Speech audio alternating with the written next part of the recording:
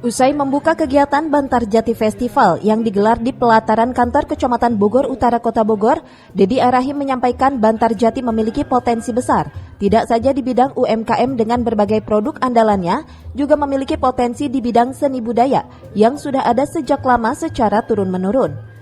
Mengingat hal itu, Dedi menegaskan sebagai upaya pelestarian seni budaya, ke depannya wilayah Kelurahan Bantarjati bisa dijadikan sebagai kampung budaya. Sementara dalam kesempatan peninjauan ke seluruh stand UMKM peserta festival, Dedi sempat berbelanja banyak produk yang dipamerkan.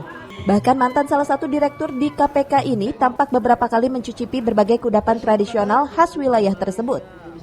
Bantarjati ini Pak Wakil. Tadi saya sampaikan, ke depan Bantarjati bisa jadi kampung budaya Kota Bogor. Salah satu yang potensi masyarakatnya maju dan berkembang, kompak dan juga didukung kelurahan dan camatnya juga yang Siap, baik.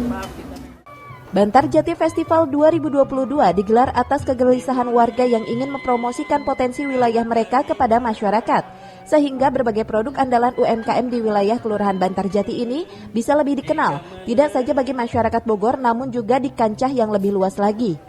Dari Kota Bogor, Herman Bons melaporkan.